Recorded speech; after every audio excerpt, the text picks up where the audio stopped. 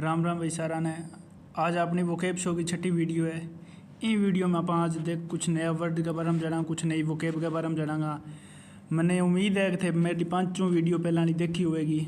आज आप छठी वीडियो में बहुत कुछ सीखने की कोशिश करांगा। आ वीडियो बागड़ी भाषा में पहली वीडियो आने लग रही है। बागड़ी भाषा में बोलने को तरीको मतलब वजह की है कि बोलो आई वजह है कि थारे जी को समझाने को तरीका है वो थारे बढ़िया होगा। ठीक है, समझाने को तरीको बढ़िया हो तो थारे क्या है बहुत ज़्यादा समझ में आएगी। ठीक है, तो कोशिश करूँगा अगर बागड़ी भाषा में थाने बढ़िया लगे तो मैं बागड़ी भाषा में ही समझाऊँगा आगे। अब अपन जो स्टार्ट करांगे तो पहली स्लाइड के ऊपर अपन कुछ फ़ोटो दी गई है। ई फोटो को मां थाने ये बताना है कि ई फोटो ने जितनी भी आप ईडीएम करांगा आज है बिंग मां रिलेट करके बताना है कि आज की फोटो है कौन सी ईडीएम के साथ मोस्ट रिलेट होने लग रही है। ठीक है, बस इतनों काम है। सारी स्लाइड आप देख लें तो आप फोटो दोबारा निकालांगा फिर भी मुझे मैच करके बता दियो कि आज की फोटो है कौन सी ईडीएम खातर परफेक्ट रहेगी। ठीक है, तो आगे बढ़ना पहली स्लाइड का नहीं। पहली स्लाइड को है 8 ए पिंच कि पहली स्लाइड के दे रखी था ना 8 ए पिंच। अब पिंच को मतलब क्यों है? पिंच को मतलब है कि चूंठी बोल दो जियाँ के ओ बोल लग रही है। ठीक है, चिमटी काटना हिंदी में कह दे जिया पा। ठीक है, तो अब जिको चूंठी बोल रहा है बिना तो लगा बढ़िया। देखो मजाक में जिया वो ताऊ है, ताऊ के करना रही टाबर की चिमटी काटने लग रही है। ठीक है, अब यहाँ तो इन ताऊ तो लगा चीज़ बढ़िया धड़ मजाक करने लग रही हूँ, पर अगला खातर क्या हो जाए, अगला खातर हो जाए समस्या बन जाए। बार बार में चूंठी बोल रहा है कि कोई ना कोई यहाँ करे तो क्या हो जाए अगले रीस आने लग जाए। अभी टाबर ने किन्ने टाबर एक राजी हो जाए, 2 बारी राजी हो जाए वो तो टाबर ना आएगी फिर रीस। ठीक है, तो इन रीस ने क्या गला समस्या बोला है। ठीक है, टाबर समस्या में आ जाएगो।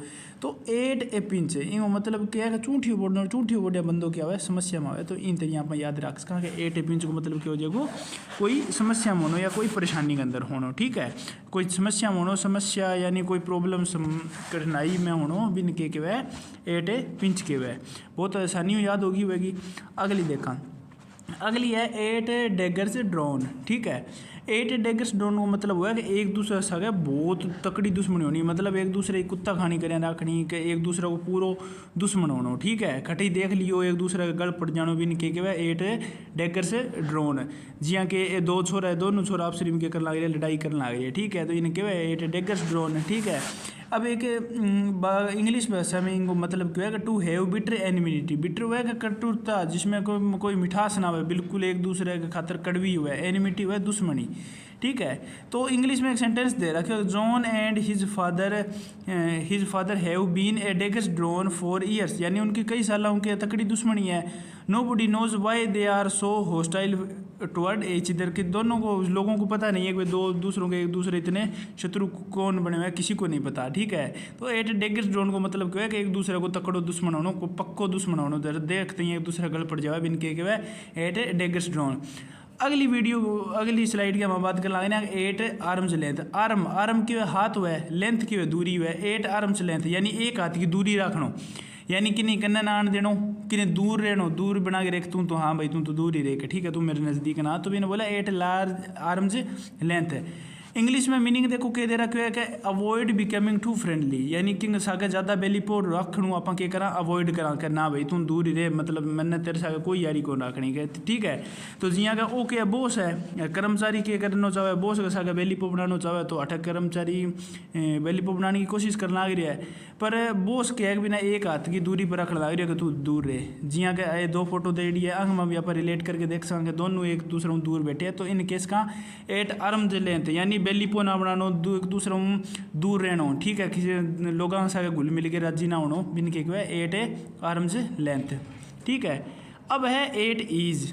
ठीक है, 8 को ईज। अब जैसे मान के चलो कई बार अपने प्राइवेट स्कूल में प्रार्थना वगैरह हुआ है जो क्या है stand 8 ease, attention stand 8 ease. तो वो क्यों स्टैंड 8 ईज यानी आराम से खड़ जाना। ठीक है, आराम से खड़े होना स्टैंड 8 ईज। ईज का अर्थ वही हुआ है कि free from pain and anxiety, यानी ना तो कोई चिंता और ना कोई दर्द है। तो ठीक है, आराम रिलैक्स होकर खड़े हो जाओ। अब जहाँ आप एक राष्ट्रगान वगैरह बोला तो बी टाइम आप सावधान खड़े हुआ यहाँ और आज की पोजीशन है आके विश्राम की पोजीशन है। ठीक है, आ है अटेंशन की पोजीशन और आके है विश्राम की यानी 8 ईज की पोजीशन। ठीक है, stand 8 ease attention, stand 8 ease attention आपने सुना ही होगा। तो बस वही चीज़ है, सागी बियाँ दे रखी है स्टैंड 8 ईज और अटेंशन। 8 ईज को मतलब क्या आराम, कोई टेंशन को नहीं, फ्री में बिना कोई टेंशन के गहरे सोनो। ठीक है, नेक्स्ट देखो नेक्स्ट है 8 one fingers and. 8 one fingers and को क्या मतलब हुआ है भाई, देखो वन जो है खुद की, फिंगर्स हो गया मतलब उंगलियां, और एंड को मतलब क्या है, एंड को मतलब है किनारा, ठीक है, या उंगलियां का किनारा। अब यहाँ पर कई बार हाथों के अंदर कैलकुलेशन वगैरह करा तो आप यहाँ टिप्स के ऊपर काउंट भी करा, उंगलियों के ऊपर काउंट करा, तो बी ही देखो। अब देखो जी सिस्टम देखो, अब इंग क्या है कि इंग मैप यहाँ केस का कि मेरा सारों में मेरी आंगलियाँ पर याद है, यानी कि शो के कौन सो स्टेट या कौन सो कंट्री खटा है मैंने सारों याद है कि वो ये केस का है, ठीक है, यानी इंगे फिंगर एंड पर है। अब ये काउंटिंग वगैरह कराएं या कोई टेबल वगैरह के या कोई चीज़ गिनावा ज़्यादा पहिया गिनावा, यानी आपने टिप्स के ऊपर है बस सारी चीज़ें, ठीक है। तो टिप्स के ऊपर जी की चीज़ अभी नहीं क्यों जाएगा, मेरी फिंगर एंड के ऊपर है, ठीक है। इंग्लिश में क्यों जाए 8 वन फिंगर एंड, बस बात सगी है, ठीक है। टू हैव बिटर एनमिनिटी को, सॉरी इंग्लिश मीनिंग गलत है, ठीक है बेटे, इंग्लिश मीनिंग जो है वो अठ गलत दे होगा, वो बाई चांस हो जाए कई बार स्लाइड वगैरह में ऊपर नीचे हो जाए, ठीक है। तो 8 वन फिंगर एंड पे होना को कंप्लीटली कोई चीज़ की जानकारी होना, टिप्स पर होना को, हाँ कि भैया आज तो मेरे पक्की याद है, ठीक है, बिना पक्के के दिया 8 one finger and. Finger and को मतलब होगा क्या टिप्स जी का कह दिया आप इंगे उंगलियां जी का टिप्स हुआ बांग ऊपर, ठीक है, यानी आज चीज़ मेरी आज जानकारी के या वो कोई भी चीज़ है वो लेसन हो गया या कुछ भी हो गया पे मेरी टिप्स पर है, ठीक है। जी हाँ, आप वीडियो देखिए बाद में वो केब तरीके हो जाएगी टिप्स पर हो जाएगी, तो बस सेम ही चीज़ है, ठीक है, यानी पूरी चीज़ की जानकारी होना, ठीक है। नेक्स्ट है 8 वंस विट्स एंड। विट की बुद्धिमत्ता है, ठीक है, एंड को मतलब है समाप्त हो जाना, वंस यानी खुद की, यानी किसी तरह हमारी बुद्धि खराब हो गई है, यानी दिमाग खराब हो गया है, ठीक है। तो इसका मतलब क्या हो गया, पजल हो गया या कंफ्यूज हो गया या परप्लेक्स होता है उलझन में होना, ठीक है। तो सभी का मतलब एक ही हो गया, पजल्ड, कंफ्यूज्ड एंड परप्लेक्स्ड, ठीक है।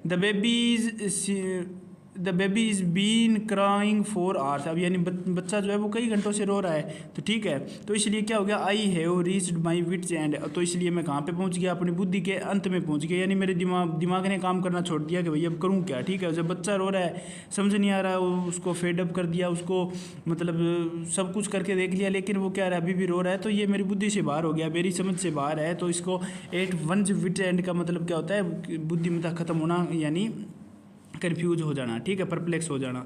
नेक्स्ट देख लेते हैं। अब देखो, अब है 8 6 एंड 7, ठीक है, 8 6 एंड 7 इनको मतलब क्यों है, देखो E8 ने अपना एक काम करा, ये मान लिया EIGHT, ठीक है, E8 ने आप क्या मान लिया 8 मान लिया, जिसको आपने 8 बोल जी कहना है, तो 8 6 और 7, ठीक है, 8 6 और 7, 8 6 7। अब होए कि अपन पे रहेगा अल्फ़ाबेटिक ऑर्डर जी को हुआ है वो कि वह 6 7 8 को है, लेकिन 8 वो खेलने लग रही है 8 6 7, इनको मतलब है अपनी गिनती की होगी, आगे पीछे होगी, रोल की दौड़ होगी।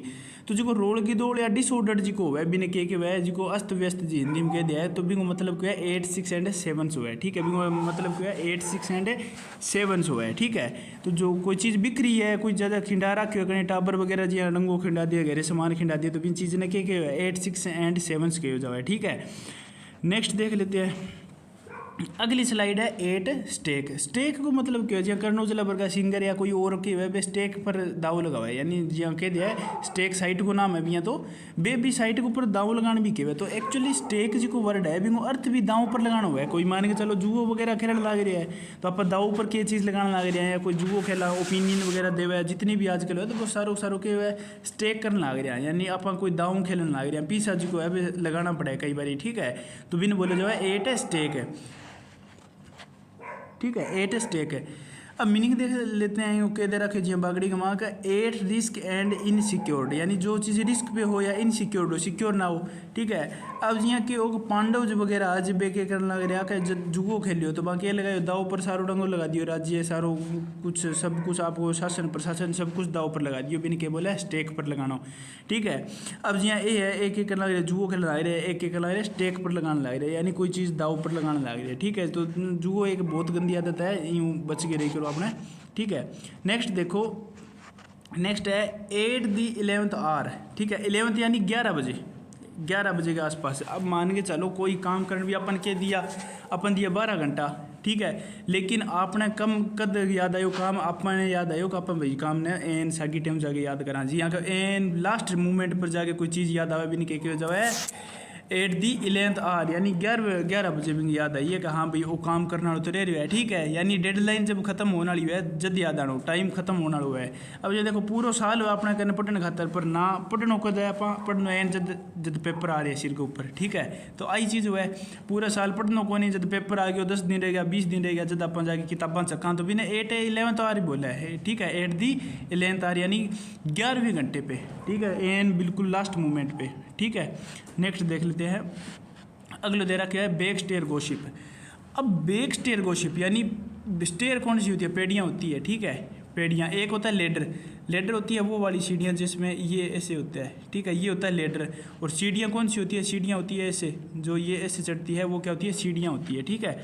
तो ए बैक स्टेयर गॉसिप यानी सीढ़ियों पे बैठ के बात कर रहा है, कौन कर रहा है, गप्पे मारा है। गॉसिप का मतलब क्या होता है, गप्पे मारना होता है, ठीक है, बैक स्टेयर। अब जो मतलब सही होगा, जो सही बातें करेगा वो तो करेगा सामने बैठकर, लेकिन जो छिपके यानी पीछे वाली पेड़ियों पे या सीढ़ियों पे बैठ के बात कर रहा है, इनको मतलब क्या है कि इनको मतलब ये है कि वो गप्पा मार लग रहा है वाले, चुगली करने लग रही है बिन केस का, ठीक है।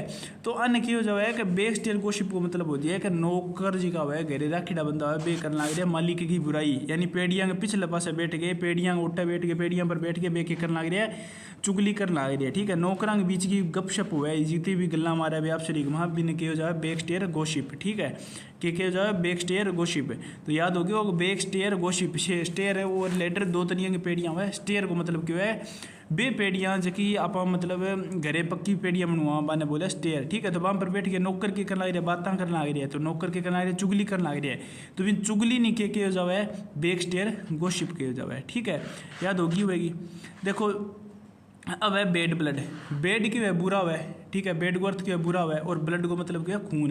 अब कहते हैं तो खून ही मार हुआ है, इनको मतलब क्या है कि मान के चलो दो परिवार में दुश्मनी है, तो दोनों यही क्या एक दूसरे खातर है कि वो खून मार हुआ है, बंग साहब हो गया अपन कोई भी लिपो को नहीं, बंग सका अपनी कोई लिहाज को नहीं, मांगो खून मारो है बे ये बे बिया एक दूसरे ने मारो कहनो, ठीक है।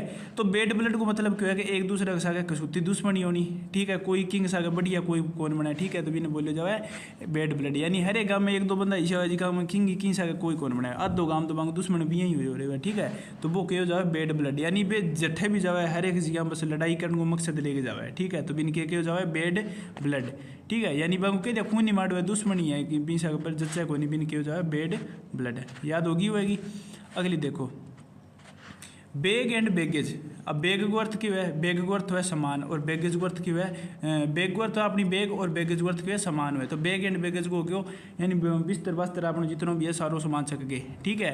तो इंग्लिश में मतलब है कि विद ऑल बिलोंगिंग, यानी सारो डंगो चक गए, जितना भी आपको बिस्तर वगैरह जितना भी है सागे ओटन पैरना सारो चीज़ सागे लेके, जितनी भी चीज़ है बिन सागे ले लिया, बिन क्या है बैग एंड बैगेज। यानी आप किन्हें घूमन जान लग रहे हैं तो आप विद बैग एंड बैगेज जान लग रहे हैं, ठीक है। ये छोरियाँ जी है किन्हें जानने की कोशिश करती हुएगी, ठीक है, जान को स्वाज हुआ तो बेके विद बैग एंड बैगेज जान लग रही है, ठीक है। यानी आपको जितना सामान है सारो गाली और चलो भाई का, ठीक है, बिन के हो जाए बैग एंड बैगेज की हो जाए। नेक्स्ट देख लो, नेक्स्ट है बेकर्स डजन। बेकर, बेकर क्यों है, जिको बेकरी को काम करे, जिको केक पेस्ट्री वगैरह बनावे, ब्रेड वगैरह बनावे, बिन के हो जाए बेकर, ठीक है। बेकरी हुए जठे ब्रेड वगैरह बने और जिको बनाना वाला बिन के हो जाए बेकर के हो जाए। तो बेकर्स डजन। अब डजन को अर्थ क्यों है, डजन को अर्थ है दर्जन, और दर्जन में कितना है 12, लेकिन जिको बेकर को जिको डजन हुआ है अभी में कितना हुआ 13 होएगा, ठीक है। बेकर के हिसाब में जिको दर्जन मान्य जाए अभी में अंदर 13 होएगा काउंटिंग अंदर, ठीक है। अब यहाँ ए ब्रेड है, ए ब्रेड कितना है 13 है, ठीक है। ए ब्रेड देखो 3 या 4 या 4 3 12 रही को 13 हो गयो, ठीक है। इसलिए ए 12 ये हो गया, ओके हो गया 13 हो गयो, ठीक है। तो बेकर्स डजन को मतलब हुआ है कि कोई चीज़ 13 है, गिनती में 13 है, तो बिना पहिया केस का वो क्या बेकर्स को डजन है, ठीक है। और 12 हुआ है तो वो नॉर्मल दर्जन हो वही है आप, ठीक है। तो इन्हें दर्जन के हो जाए, ठीक है, डजन ने के हो जाए दर्जन। नेक्स्ट देखो, नेक्स्ट अब थाने करनो की है कि आप ईडीएम जितनी भी पढ़ी है जब हम एक है 8 स्टेक। अब स्टेक को अगर थारे अच्छी तरह वीडियो समझ आ गई है तो यहाँ बता दो 8 स्टेक को अर्थ क्यों है, ठीक है। 8 स्टेक को अर्थ कमेंट करके बता दो। और अब जो थाने वीडियो पसंद आई है, ठीक है, तो थे कि वीडियो लाइक कर दो, आपके दोस्तों के साथ शेयर करो, सब्सक्राइब करो। कोशिश करूँगा अगर थाने ये लग गया बागड़ी में बढ़िया समझावे तो मैं बागड़ी में समझाऊँगा, नहीं कोई हिंदी के मां को कराएंगे आप वीडियो बनाने की कोशिश करांगा। ठीक है, तो वीडियो लाइक कर दो, शेयर कर दो और सब्सक्राइब कर दो। और जो क्वेश्चन वगैरह पूछ जाए तो भी आंसर कमेंट में जरूर करो। और वीडियो बढ़िया लगी है तो वह भी बताओ, ताकि मैंने भी प्रोत्साहन वगैरह मिले, कोई मैं भी राजी हुआ हाँ भी वीडियो बढ़िया बनी है। तो आई आज की वीडियो, धन्यवाद।